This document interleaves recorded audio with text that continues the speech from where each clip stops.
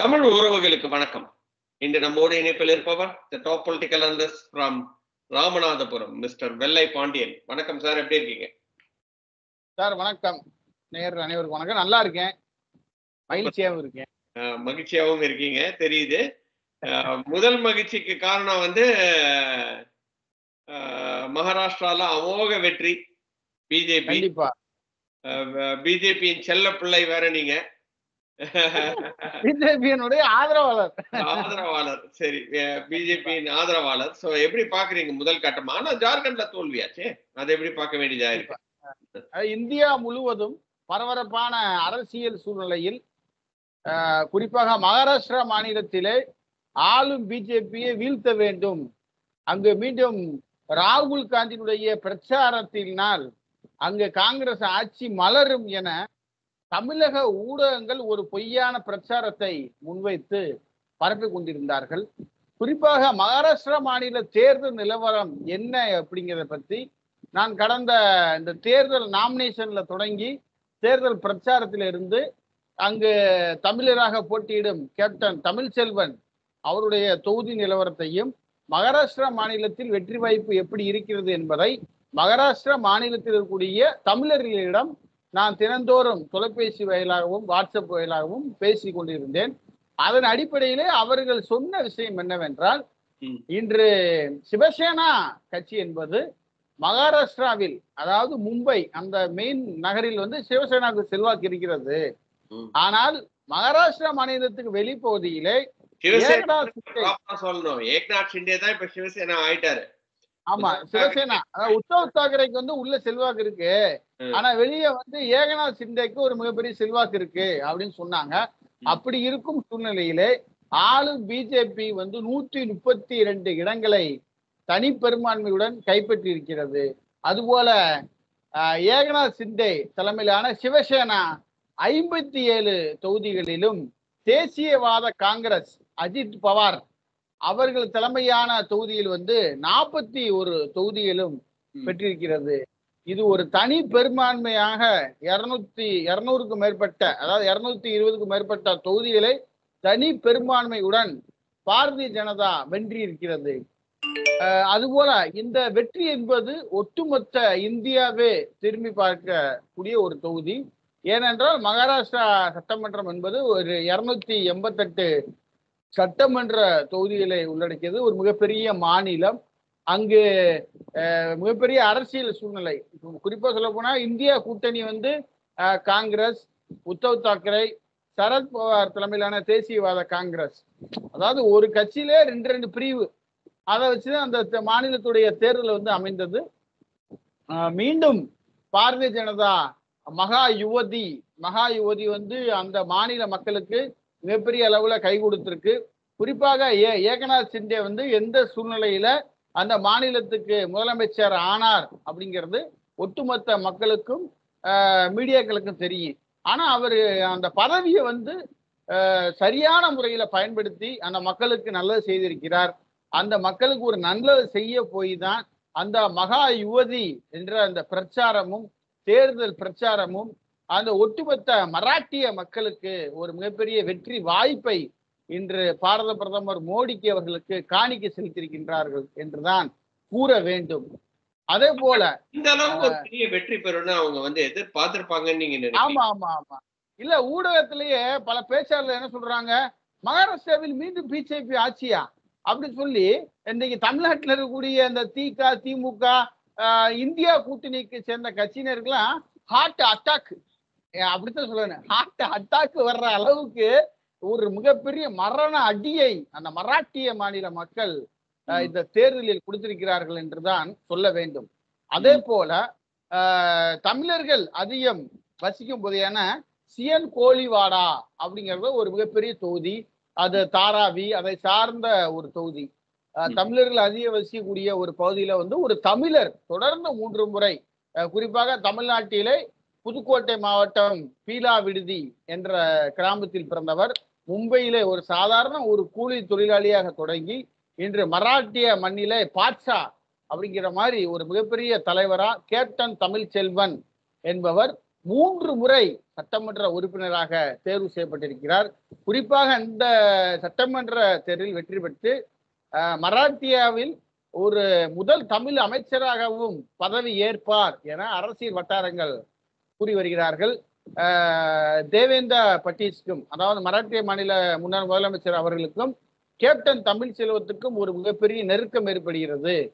கடந்த முறையே அவர் அமைச்சர் ஆவார் என எதிர்பார்க்கப்பட்ட சூழ்நிலையில் அந்த ஏகநாத் சிண்டே இந்த அரசு பல்வேறு பிரச்சனைகளை சந்தித்து பதவியேற்றதனால் அவருக்கு இடம்பெறவில்லை. இந்த முறை பாஜக தனி பெரும்பான்மையுடன் வெற்றி பெற்றிருக்கிறது. ஆகவே அந்த தேவேந்திர பட்டீஸ் அவர்கள் தனக்கு அமைச்சரவையில் யாருக்கெல்லாம் முக்கியத்துவம் கொடுக்கிறாரோ இல்லையோ, தமிழரான கேப்டன் தமிழ்செல்வன் அவர்களுக்கு மிக முக்கியத்துவம் கொடுத்து அமைச்சரவையில் இடம்பெறுவார் என அரசியல் வட்டாரங்களும் மராட்டிய மாநிலத்தில் வாழக்கூடிய தமிழர்களும் நம்முடைய சொந்தங்களும் கூறுகிறார்கள். அவருக்கு அமைச்சரவையில் இடம்பெற வேண்டும் என்பதை ஒரு தமிழராக இந்த நேரத்தில் நான் கேட்டுக்கொள்கின்றேன். சரி, நீங்க இப்படி பாக்குறீங்க. ஆனா இந்த செகண்ட் பார்க்கும்போது உத்தவ் தாக்கரேக்கு இது ஒரு மிகப்பெரிய ஒரு மரண அடிதான் இல்லையா? ஆமா, கண்டிப்பா. அவர் மேல மிகப்பெரிய ஒரு என்ன சொல்றது, சரி பாவம்பா, நல்ல ஒரு மனுஷரு, பால் தாக்கரேவோட பையன் அப்படின்ற ஒரு கரிசனம் இருந்துச்சு மக்களுக்கு. அதெல்லாம் இப்ப போயிச்சிருச்சு அப்படின்ற மாதிரி நம்ம பார்க்க முடியுமா? ஏன்னா அதாவது சொல்லுங்க. பால் தாக்கரே என்பவர் ஒரு சிவசேனாவினுடைய தந்தை, இந்து மக்களுக்காக தன்னை அர்ப்பணித்தவர். சிவசேனாவை இன்னைக்கு மராட்டியில சத்ரபதி சிவாஜி அவரை ஒரு மிகப்பெரிய கொள்கையை வலியுறுத்தி இந்துக்கள்லாம் ஒற்றுமையா இருக்கணும் அப்படின்னு சொல்லி பால் தாக்கரே ஒரு மிகப்பெரிய சாம்ராஜ்யத்தை உருவாக்கியவர் பாம்பேயில. அப்படி இருக்கும் பொழுது அவர் வழி வந்தவர் அவருடைய மகன் உத்தவ் தாக்கரே கடந்த தேர்தலில் முதலமைச்சரா பதவியேற்றாரு காங்கிரஸ் கூட்டணியில. கடைசி நேரம் என்ன நினைக்கிறாங்க, காங்கிரஸ் கூட்டணியில யாரா இருந்தாலும் அவங்கள வீழ்த்திட்டு காங்கிரஸ் அந்த ஆட்சி பீடத்தில் அமர வேண்டும் அப்படிங்கிற ஒரு எண்ணம் காங்கிரஸுக்கு தொடர்ச்சியா இருக்கு. அது போல இதுல கவனிக்கப்பட வேண்டியது உத்தவ் தாக்கரே சிறப்பா வழிநடத்தி இருப்பாரா அப்படிங்கிற ஒரு பக்கம் இருந்தாலும், பாரதிய ஜனதா கட்சி அனுதாபியா இருக்கக்கூடிய ஏகநாத் சிண்டே சிவசேனாவை பிரிச்சு அவர் தனியா முதலமைச்சரா பதவியேற்று அந்த மக்களுக்கு நன்மை செஞ்சார். பால் தாக்கரே மயன் என்ற ஒரு பெயர் மட்டும் இருக்கக்கூடாது. உத்தவ் தாக்கரே அந்த மக்களுக்கான போராட்டங்களை என்ன முன்னெடுத்தார், அந்த மக்களுக்கான அடிப்படை தேவைகளை என்ன செய்தார், அந்த மக்களுக்கான வாழ்வாதாரத்தை என்ன செய்தார், அப்படித்தான் பார்க்கணும். அவர் ஒரு பிரதான எதிர்கட்சியா இருந்து ஏகநாத் சிண்டே கட்சியில இருக்கக்கூடிய ஆட்சியில இருக்கக்கூடிய பிரச்சனைகளை சுட்டி காட்டினாரா, இல்ல அந்த மக்களுக்காக அவர் என்ன பிரச்சாரங்களை மேற்கொண்டார், இல்ல ஒரு பாத யாத்திரை போனாரா, இல்ல ஒரு ரத யாத்திரை மேற்கொண்டார்? எதுவுமே கிடையாது. அவர் பதவியிலிருந்து தூக்கி எறியப்படுகிறார். அவர் அதுக்கடுத்து பெரிய அளவுல அரசியல் பண்ணல அப்படிங்கிறது தான் மராட்டிய மாநில மக்களுடைய எண்ணமா இருக்கு. ஒருவேளை ஏகநாத் சிண்டே என் கூட இருந்து பிரித்து போனவரு, அவர் ஆட்சியில அதிக அளவுல ஊழல் இருக்கு, அவர் பிரச்சனை பண்ணக்கூடிய நபரு, அவர் இந்த மக்களுக்கு எதுவுமே செய்யல அப்படின்னா உத்தவ் தாக்கரேவுடைய பிரச்சாரமும் காங்கிரஸ் உடைய பிரச்சாரமும் இந்த தேர்தலில் எதிர்கொடுத்து இருக்கணும். ஆனா அந்த எதிர்வொலி காங்கிரஸுக்கு ஒரு மிகப்பெரிய வீழ்ச்சியை ஏற்படுத்தி இருக்கிறது. அப்ப இதன் மூலமா என்ன தெரிய வருது, காங்கிரஸ் ஒவ்வொரு மாநிலத்திலும் ஒரு பொய்யான பிரச்சாரத்தையும் ஒரு பொய்யான விவாதத்தையும் இஸ்லாமியர்கள் வாக்கு முழுவதும் காங்கிரஸுக்கு போயிருக்கு. அப்ப இந்துக்களுடைய ஓட்டு பிரியுது. ஒன்னு சிவசேனாவுக்கு போகுது, ஒன்னு ஏகநாத் சிண்டேக்கு போகுது, ஒன்னு காங்கிரஸுக்கு போகுது, ஒன்னு அஜித் பவாருக்கு போகுது, பிஜேபிக்கு வருது. அப்படி இருக்கும் சூழ்நிலையில் மதவாதமாக அங்கு பார்க்கப்படவில்லை. பாரதிய ஜனதாவுக்கு ஒட்டுமொத்த மக்களும் வாக்களித்திருக்கின்றார்கள் என்றுதான் கூற வேண்டும். காங்கிரஸ் ஒரு தப்பு கணக்கு போடும், இஸ்லாமியர் ஓட்டுக்குள்ள நமக்கு வந்துடும். அப்ப யாருடைய ஓட்டு பிரியும், இந்துக்கள் ஓட்டு எல்லாம் பிரியும். இந்துக்கள் ஓட்டு 3ஆக 5ஆக பிரியும் பொழுது நம்ம ஈஸியா ஜெயிச்சிடலாம் அப்படின்னு சொல்லி ஒரு பொய் கணக்க காங்கிரஸ் போட்டது. அங்கு அந்த பொய் கணக்கு தான் காங்கிரசுக்கு ஒரு மிகப்பெரிய தோல்வியை மராட்டிய மண்ணில் விழுந்திருக்கிறது என்றுதான் கூற வேண்டும். அதே மாதிரி குடும்ப அரசியல், ஏன்னா ஆதித்ய தாக்கரேவும் இந்த வாட்டி போட்டி போட்டாரு. ஸோ ஆதித்ய தாக்கரே ஜெயிச்சாரா தோத்தாரான்னு நான் இன்னும் பார்க்கல. பட் இருந்தாலும் ஆதித்ய தாக்கரேவும் போட்டி போட்டாரு. அவரு கடைசியில லாஸ்டா நான் பார்க்கும்போது ஜெயிக்கல அப்படின்ற மாதிரி தான் வந்துச்சு. அவர் ஜெயிக்கலன்னே நம்ம எடுத்துட்டு நம்ம பேசினாலுமே குடும்ப அரசியலுக்கு எதிராக மக்களோட கண்ணோட்டம் மாறுது அப்படின்ற மாதிரியும் நம்ம வந்து பார்க்கலாமா? அதாவது அதான் நான் முன்னாடி சொன்னேன்ல சார், குடும்ப அரசியல்ல வந்து இன்னைக்கு எல்லா மாநிலத்திலயுமே குடும்ப அரசியல் இருக்கு. நீங்க தமிழ்நாட்டை எடுத்துக்கிட்டீங்கன்னா கலைஞர்ல இருந்து, கலைஞர் மகன்ல இருந்து ஸ்டாலினோட மகன் வர ஒரு குடும்ப அரசியல் அவங்க ஆட்சி படத்துல இருக்காங்க. அதே மாதிரி அதிமுகவில் வந்து இப்ப ஜெயலலிதாவுக்கு அடுத்து அவங்க ஃபேமிலியில யாரும் அரசியலுக்கு வரல. எம்ஜிஆருக்கு அடுத்து அவங்க ஃபேமிலியில யாரும் அரசியலுக்கு வரல. அவங்க எங்கே இருந்த வந்து வரல. அவ்வளவுதான். ஜெயலலிதா அம்மையாருக்கும் வாரிசு இல்ல, அதனால வரல. வரல. இப்ப கலைஞருக்கு வாரிசு தான் வந்துட்டாங்க. நீங்க ஆந்திர பிரதேசம் எடுத்துக்காங்க, சந்திரபாபு நாயுடு அவங்க ஃபேமிலியில இன்னைக்கு எம்எல்ஏவா இருக்காங்க, மினிஸ்டரா இருக்காங்க. சந்திரசேகர் ராவ் அவருடைய மக வந்து மினிஸ்டரா இருந்தாங்க. அப்படி நீங்க கேரளாவுக்கு போனீங்கன்னா அங்கே குடும்ப அரசியல் கிடையாது. அங்கே வந்து யாரு உழைக்கிறாங்களோ அவங்க முதலமைச்சருக்கு வர்றாங்க. நீங்க அப்படி கர்நாடகத்துக்கு போங்க, அங்கே குடும்ப அரசியல் தான். எடியூரப்பா, தேவகவுடா மையன் எப்படி, அதாவது எல்லா மாநிலத்திலுமே குடும்ப அரசியலுங்கிறது இருக்கு. நீங்க ஜார்க்கண்ட் எடுத்துக்கங்க, ஜார்க்கண்ட்ல முதலமைச்சர் கூடிய அவர் மனைவி போட்டியிட்டு ஜெயிச்சிருக்காங்க, அவரும் ஜெயிச்சிருக்காரு. ஆனா அவரால் ஆட்சிக்கு வர முடியல. அங்க யாரு வந்தது? காங்கிரஸ் ஜெயிச்சிருக்கு. அத ஒவ்வொரு மாநிலத்திலும் ஒவ்வொரு ஹேமந்த் சோரன் தானே வந்து சிஎம் ஆக போறாரு. ஆமா, அப்படிங்கும்போது அங்க காங்கிரஸ் வந்து ஜெயிச்சிருச்சு. குடும்ப அரசியல நம்ம பார்க்க முடியாது. அந்த மாநிலத்துடைய மக்கள் மனநிலை எப்படி இருக்கு, இவங்க வந்தா நம்ம மக்களுக்கு நல்லது செய்வாங்களா, நம்ம மாநிலத்துக்கு அடிப்படை வசதியில கட்டமைப்பாங்களா அப்படிங்கிற ஒரு எண்ணம் இருக்கிறது. ஏகநாத் சிண்டே அவரு தனக்கு கிடைத்த பதவியை சரியா பயன்படுத்தி இருக்கிறாரு. இன்னொன்னு பாரதிய ஜனதாவுடைய திட்டங்கள், மத்திய மாநில அரசு, இன்னொன்னு மிக கவனிக்கப்பட வேண்டிய ஒரு விஷயம் என்னன்னா, பாரதிய ஜனதா வந்து மத்தியில் ஆட்சியில இருக்கு, மாநிலத்துல பாரதிய ஜனதாவோட கூட்டணி ஆட்சி இருக்கு. அப்படிங்கும் பொழுது அந்த மத்திய மாநில அரசு திட்டங்கள் எல்லாம் அந்த மக்களுக்கு நேரடியாக போய் சேரும். தமிழ்நாட்டுல வந்து இப்ப திமுக ஆட்சியில இருக்குண்டா மத்தியில வந்து பாஜக இருக்கு. பாஜகவோட திட்டங்களை தமிழக அரசு, அதாவது தமிழக அரசு இங்க இருக்கக்கூடிய திமுக அரசு வந்து மறைக்க பார்ப்பாங்க. மறைக்க பார்த்துட்டு மத்திய அரசு கொண்டு வரக்கூடிய ஒரு திட்டத்தை மாநில அரசு கொண்டு வந்த மாதிரி மக்கள்கிட்ட திணிப்பாங்க. சரி, ஓகே.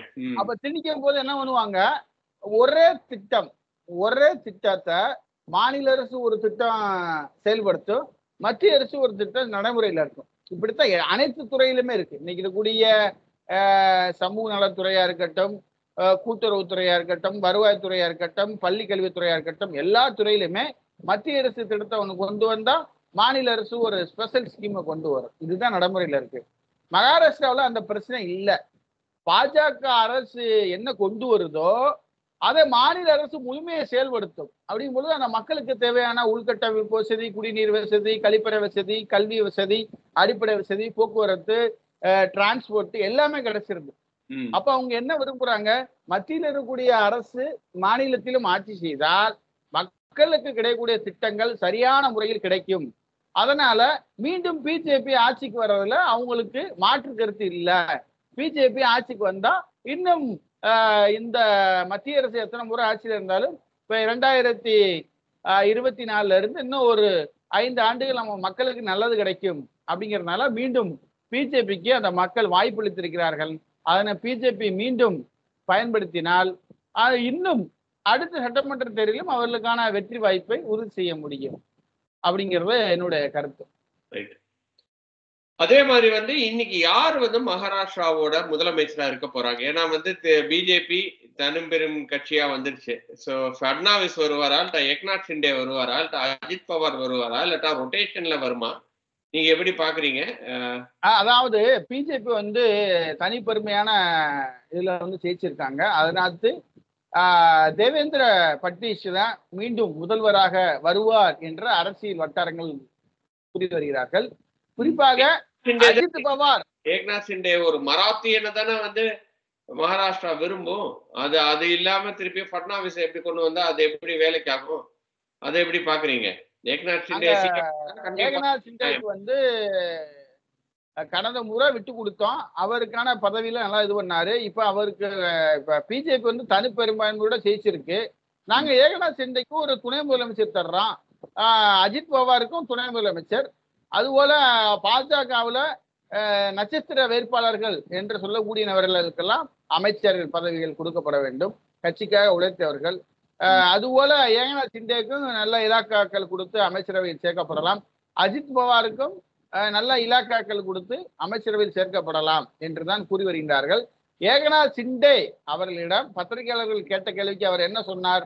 இது பாரதிய ஜனதா தலைமை என்ன முடிவெடுக்கிறார்களோ, இந்த கூட்டணி என்ன முடிவெடுக்கிறார்களோ அதற்கு நான் கட்டுப்படுவேன் என்றுதான் கூறியிருக்கிறார். நான் முதல்வர் வேட்பாளர் என்று அவர் எந்த இடத்திலும் கூறவும் இல்லை, எந்த பத்திரிகையிலும் அவர் பேட்டியும் அளிக்கப்படவில்லை. அதனால் அவர் ஒரு அரசியல் நாகரிகம் தெரிந்தவர்.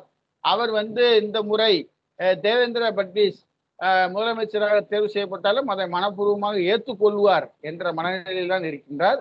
என்றால் பாரத பிரதமரும் பாரதிய ஜனதா மற்றும் RSS போன்ற அமைப்புகள் என்ன சொல்கிறார்களோ அதை கேட்டு ஏகநாத் சிண்டே அவர்களும் அஜித் பவார்களும் உட்பட்டு இந்த கூட்டணி ஆட்சியை மராட்டிய மண்ணில் சிறப்பாக வழி நடத்துவார்கள் என்ற எதிர்பார்ப்பு இருக்கிறது.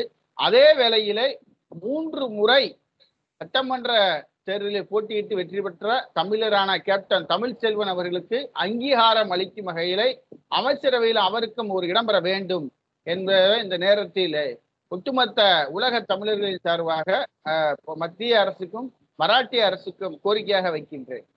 Super. Last and final question. Tamil Nadu அரசியலுக்கு இப்ப வரும் லைட்டா ஒரு ஸ்மால் கொஸ்டின். என்ன அப்படின்னு நான் சீமான் அண்ட் ரஜினிகாந்த் 2 பேரும் சந்திச்சு இருக்கிறாங்க. நீங்க எப்படி பாக்குறீங்க இந்த சந்திப்பு? மிகப்பெரிய ஒரு முக்கிய நிகழ்வா நம்ம பாக்குறதா, இல்லாட்டினா இது ஒரு சாதாரண ஒரு இது தானப்பா, ஒன்னும் ஒரு பெரிய பிரச்சனை இல்லை? சீமானுடைய அரசியல் நம்ம கடந்த முறையே பேட்டியில சொல்லியிருக்கோம். சீமானுக்கான அந்த 2024 அரசியல் வீழ்ச்சிக்கான காலம். எப்படி தாவேகா தமிழக வெற்றி கழகம் விஜய் அவர்கள் தலைமையிலான கட்சி ஒரு வளர்ச்சி பாதையை நோக்கி போய்கிட்டு இருக்கிறது, சீமான் தலைமையிலான நாம் தமிழர் வீழ்ச்சிக்கான பாதையில் சென்று கொண்டிருக்கிறது. தமிழகம் முழுவதும் நாம் தமிழர் கட்சியில் சேர்ந்த பல்வேறு மாவட்ட நிர்வாகிகள், மாநில நிர்வாகிகள் எல்லாம் அந்த கட்சியிலிருந்து வெளியேறி திமுக பக்கம் ஒரு அணியினரும், தமிழக வெற்றி கழகம் பக்கம் ஒரு அணியினரும், அதிமுக ஒரு பக்கம் அணியினரும், தினந்தோறும் பாஜக பக்கம் கூட சில பேர் போய்கிட்டு இருக்காங்க. அதனால தமிழக வெற்றி கழகம் திமுக பக்கம் போறதுக்கு வாய்ப்புகள்.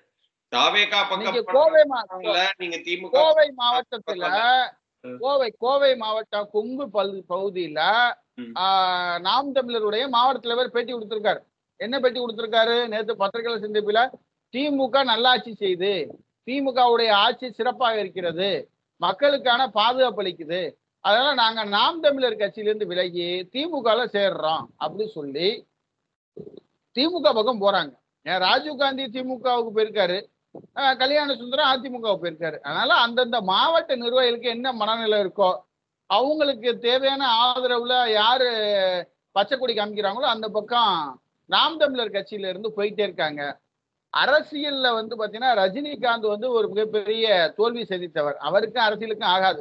அவர் அரசியலுக்கு முழுமையா வரவும் மாட்டாரு. வர்றேன்னு சொல்லி இன்னைக்கு 70 வயசுல அவர் அரசியலுக்கு என்ன பண்ண போறாரு? வர முடியாது. அரசியல்ல ரஜினிகாந்தும் சீமான் அவர்களின் சந்திப்பு ஒரு சாதாரண விஷயம்தான். அதை பெரிய அளவுல பேசணும் அப்படிங்கிற ஒரு எண்ணம் யாருக்குமே இல்லை. அது ஊடகமும் பெருசா ஒன்றும் பேசப்படல. சீமான் என்ன சொல்லியிருக்காரு? நான் ரஜினிகாந்த் அவர்களை ஒரு மரியாதை நிமித்தமா சந்திச்சிருக்கேன், ஒரு மூத்த நடிகர், நான் அவர் சந்திக்கிறனால என்ன தப்பு? ரஜினி அவர்கள் அரசியலுக்கு வரப்போவது கிடையாது, நானும் அவர் அரசியலுக்கு கூப்பிடவும் மாட்டேன், நான் நாம் தமிழரை சிறப்பா வழி நடத்துவேன், என் தம்பி எல்லாம் கூட இருக்கான்னு சொல்லி சீமான் பேட்டி கொடுத்தாலும், இன்று சீமான் கட்சியில் சீமான் அவர்களும் சீமான் குடும்பமும் சாட்டை துரைமுருகன் மட்டும்தான் சீமான் கட்சியில் இருக்கிறார்கள். அவரிடம் இருந்த தம்பிகள் எல்லாம் விஜய் கட்சிக்கு தஞ்சம் புகுந்து விட்டார்கள் என்றுதான் கூற வேண்டும்.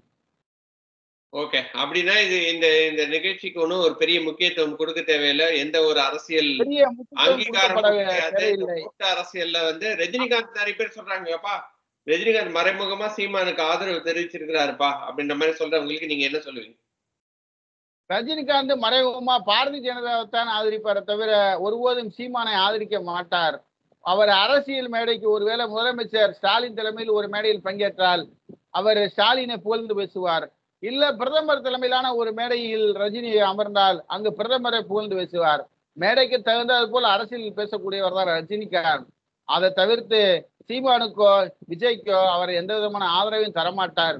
அவருடைய ஒட்டுமொத்த ஆதரவு பாரதிய ஜனதாவுக்கு மட்டும்தான் இருக்கும் என்பதை இந்த நேரத்தில் தெரிவித்துக் கொள்ளுகின்றேன். அதே நேரத்தில் தன்னுடைய விஜய் கட்சியினுடைய மாநாடு நடத்திய அந்த இடத்துக்கு நிலம் கொடுத்தவர்களுக்கெல்லாம் இன்று அறுசுவை விருந்து கொடுத்திருக்கின்றார். அதுதான் இன்று அரசியல் வட்டாரத்தில் பெரிய அளவில் தமிழக அரசியலில் பேசப்படுகிறது. ஓகே, ரொம்ப ரொம்ப நன்றி. உங்களோட டைம் நம்மளோட ஒதுக்கி மகாராஷ்டிரா எலெக்ஷன் பத்தியும் அதுக்கப்புறம் வந்து சீமான் அண்ட் ரஜினிகாந்தோட சந்திப்பை பத்தியும் பேசியிருக்கிறீங்க. பார்ப்போம். அதான் வந்து மகாராஷ்டிரால தெரிஞ்சிச்சு. இன்னும் இன்னும் 1.25 வருஷத்துல தமிழ்நாட்டுல என்ன நடக்க போகுதுன்னு தெரிய போகுது. நம்மளோட அரசியல் ஒரு கிச்சடி அரசியல தான் இன்னைக்கு இருக்கு. ஸோ எல்லாருமே ஒண்ணு கூடி வராங்க. ஆனா அந்த கிச்சடியில மெயின் நெய்யா வந்து திமுகவோட அந்த அலையன்ஸ் இருக்கு. சரி, பார்ப்போம் என்ன நடக்க போகுது, எப்படி களங்கள் மாறப்போகுது அப்படின்னு சொல்லி இன்னொரு வீடியோவில் சந்திக்கிறேன் மிஸ்டர் வெள்ளைப்பாண்டியன். அதுவரை நன்றி, வணக்கம். நீண்ட நேரம் இந்த பொன்னான நேரத்தை ஒதுக்கி தந்த நம்முடைய சாரவர்களுக்கும், இந்த நேரத்திலே மராட்டிய மண்ணிலே ஒரு மாபெரும் வெற்றி தந்த மராட்டிய மன்னர் மக்களுக்கும் தமிழ் மக்களுக்கும் நெஞ்சார்ந்த நன்றியை தெரிவித்துக் கொள்கின்றேன். இந்த மராட்டியத்தில் எதிரொலித்த அரசியல் தமிழகத்தில் எதிரொலிக்கும். அதற்கான காலம் விரைவில் வரும் என்பதை இந்த நேரத்தில் தெரிவித்துக் கொள்கின்றேன். நன்றி, வணக்கம்.